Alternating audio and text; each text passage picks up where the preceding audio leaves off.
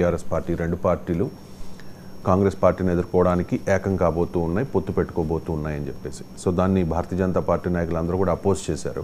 ఇప్పుడు హరీష్ రావు కొత్త మాట అంటూ ఉన్నారు. సార్, భారతీయ జనతా పార్టీ బీఆర్ఎస్తో పొత్తు పెట్టుకోవాలని చెప్పి అడిగింది, అలా పొత్తు పెట్టుకోకపోవడం వల్లే కవితను అరెస్ట్ చేసింది అని చెప్పి హరీష్ రావు కామెంట్ ఇది.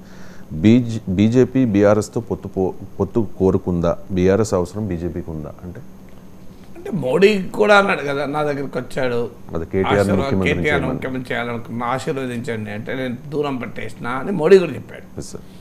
సో బీజేపీ పొత్తు బీఆర్ఎస్కి ఉందా, బీఆర్ఎస్ పొత్తు బీజేపీకి ఉందా, రెండు పాసిబిలిటీస్ క్వశ్చన్ చేయాలి మనం. ఒకటే కాదు, అసెంబ్లీ ఎన్నికలకు ముందు బీఆర్ఎస్ బీజేపీ పొత్తు ప్రస్తావన స్కోపే లేదు. ఎందుకంటే అప్పుడు బీఆర్ఎస్తో పొత్తు అన్న పదం ప్రజలు అంగీకరించడానికి రెడీగా లేరు. అది బీజేపీ దెబ్బతించడానికి కారణమైంది కనుక అసెంబ్లీ ఎన్నికల సమయంలో అవకాశం లేదు.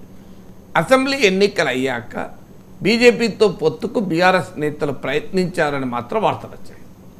అందువల్ల బీజేపీ బీఆర్ఎస్ని అడిగిందా, బీఆర్ఎస్ బీజేపీని అడిగిందా తెలియదు, కానీ బీఆర్ఎస్ నేతలు బీజేపీతో పొత్తుకు ప్రయత్నించారు. నేను చెప్పడమే కాదు, బీఆర్ఎస్ నుంచి వెళ్ళిన దానం నాగేందర్ చెప్పాడు, టీవీ ఛానల్లో చెప్పాడు కదా, బీజేపీతో పొత్తు ఉంటుంది అని అన్నారు.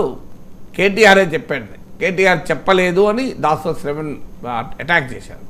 సో బీఆర్ఎస్ నుంచి వెళ్తున్న వాళ్ళు ఇలాగే చెప్పవచ్చు, ఆ పాసిబిలిటీ కూడా ఉంది. కానీ నాకున్న సమాచారం వరకు కూడా బీజేపీతో పొత్తుకు బీఆర్ఎస్ ప్రయత్నించింది. ఎందుకు బీజేపీతో పొత్తు వల్ల బీఆర్ఎస్కి లాభం. ఎందుకు లాభము అంటే బీఆర్ఎస్ నేతలు బీజేపీలోకి వెళ్లకుండా అడ్డకట్ట అవుతుంది.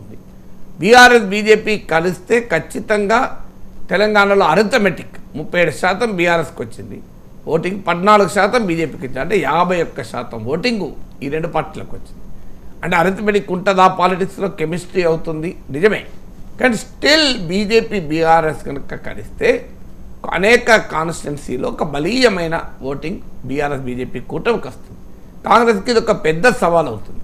బీఆర్ఎస్ బీజేపీతో కలిసి మనగడ సాధిస్తుంది, నిలబడుతుంది అనుకున్నప్పుడు బీఆర్ఎస్ ఎమ్మెల్యేలు బీఆర్ఎస్ నాయకులు కూడా కాంగ్రెస్లో చేరారు. ఎందుకంటే బీజేపీ అండ బీఆర్ఎస్ ఉన్నది అన్నప్పుడు. దాంతోపాటు బీఆర్ఎస్ ఓటింగ్ గణనీయంగా దెబ్బతింటుంది. ఇది బీజేపీకి షిఫ్ట్ అవుతుంది. బీఆర్ఎస్ బీజేపీ పొత్తున్నప్పుడు అధికారికంగానే షిఫ్ట్ అవుతుంది. బీజేపీ పోటీ చేయని చోట బీఆర్ఎస్ ఓటు చెక్కు చెదరకుండా ఉంటుంది.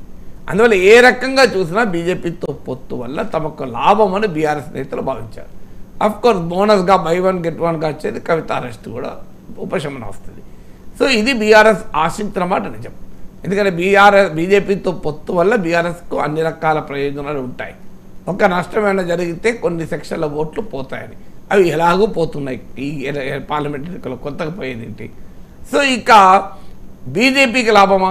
బీజేపీలో కూడా ఒక వర్గం బీఆర్ఎస్తో పొత్తు పెట్టుకోవడం వల్ల మనం బలంగా కాంగ్రెస్ ఎదుర్కోవటానికి వీలవుతుంది అని ఒక వర్గం వాదించింది. కానీ ఇంకో వర్గం బీఆర్ఎస్తో పొత్తు పెట్టుకుంటే అది బీజేపీ అసెంబ్లీ ఎన్నికల సమయంలోనే బీఆర్ఎస్తో పొత్తు అనే అంశం దెబ్బతీసింది. ఇప్పుడు ఇంకా దెబ్బతీస్తుంది. తెలంగాణలో మనమే సెకండ్ ప్లేస్లో ఉండటానికి అవకాశం ఉంది. మోడీ ప్రభావం ఉన్న ఎన్నికల్లో మనమే సెకండ్ ప్లేస్లో పొజిషన్కి అవకాశం ఉన్నప్పుడు 2028కి మనమే అధికారంలోకి రావాలని ప్రయత్నించాలి తప్ప దెబ్బతింటున్న బీఆర్ఎస్కు ప్రాణం పోయడం ఎందుకు అని బీజేపీలో ఇంకో వర్గం భావించింది. అల్టిమేట్గా బీఆర్ఎస్తో పొత్తు పెట్టుకోకూడదు అనే వైఖరి జాతీయ నాయకత్వం తీసుకుంది. అందువల్ల పొత్తు విషయంలో బీఆర్ఎస్ నుంచి ప్రయత్నం జరిగిన మాట నిజం, బీజేపీలో ఒక సెక్షన్ కోరుకున్న మాట నిజం. కానీ అల్టిమేట్గా రెండు పార్టీలు పొత్తు పెట్టుకోకూడదని నిర్ణయించాయి. ఇక తర్వాత పొత్తు పెట్టుకోనందుకే కవిత అరెస్ట్ అయ్యారా? That is for anybody's guess. Right sir. ఇక తెలంగాణ పౌరుషం గుజరాత్కు తెలిసేలా మోదీని ఓడించాలి, ఇది రేవంత్ రెడ్డి తెలంగాణ ప్రజలకు ఇచ్చిన పిలుపు సార్. గుజరాత్